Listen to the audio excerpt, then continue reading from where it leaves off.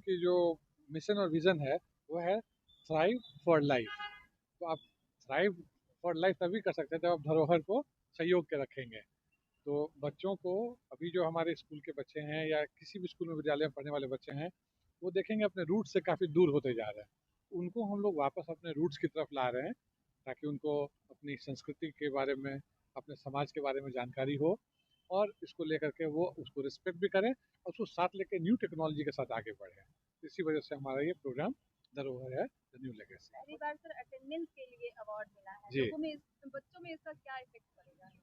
देखिए, ऐसा है कि बच्चे अगर खुश हैं स्कूल आने से तो उनकी अटेंडेंस बढ़ेगी।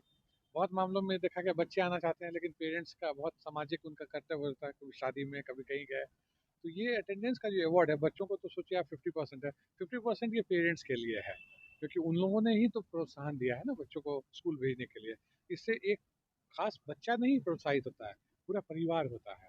एक परिवार से दूसरे परिवार को भी प्रोत्साहन मिलती है।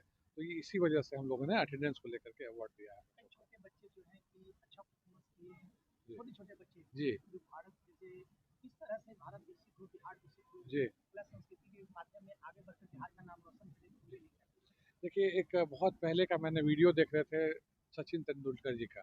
उसमें उन्होंने कहा कि अगर खेलेगा इंडिया तो जीतेगा इंडिया।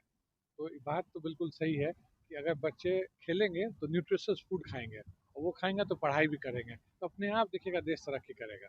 तो मूल मंत्र एक है, अच्छा खाओ, खूब खेलो, तो अपने आप खूब पढ़ोगे। तमाम बच्चे के पेरेंट्स को क्या संदेश देना चाहते हैं? अब बच्चों के जो पेरेंट्स है उनका मेरा एक ही उनका मैसेज रहेगा कि बच्चे आज के ज़माने में जो है ना हमसे बहुत अधिक वो टैलेंटेड हैं। तो इन बच्चों का टैलेंट अपने जगह है, इन पे नज़र रखिए, इनका ध्यान रखिए, इनको आप खूब संजो के रखिएगा, तभी ये आगे धरोहर बनेंगे। नहीं तो ये फिर आपके लिए मुश्किल खड़े कर सकते हैं मोबाइल फ्यूचर को में। लेकर के क्या मैसेज देंगे सर, जिस तरह से घटनाएं हो रही हैं, जी। क्योंकि कोरोना के बाद से लोग जो है डिजिटल की तरफ ज़्यादा अट्रैक्ट हम्म, हो गए हैं, हम्म। उनके लिए क्या कहेंगे जो मोबाइल को बच्चों को दे देते हैं ताकि खुद फ्री हो जाएं और बच्चे जो है मोबाइल में अपना होमवर्क करे, उसके उसके जरिए वो गलत रास्ते पे भी चले जा रहे देखिए, बहुत पुरानी कहावत है कि किसी भी चीज़ों को सक्षम करने के लिए होता है ना एक, फर्स्ट डिजर्व देन डिज़ायर। तो किसी भी बच्चे को किसी तरह का सक्षम बनाते हैं तो सक्षम बना करके वो चीज़ें देनी चाहिए। अगर बच्चे उसमें सक्षम ना हैं, आप जानते हैं कि अगर हम नर्सरी केजी 1 2 के बच्चों को अगर मोबाइल देंगे तो उनको उसका यूटिलिटी पता नहीं है, उसका मिसयूज़ पता है, तो वो मिसयूज़ ही करेंगे। तो आप आजकल देखिए छोटे बच्चे को माँ बैठाती हैं, खाना नहीं खा रहा, रो रहा है तो उसको मोबाइल हाथ में पकड़ा, ये गलत है।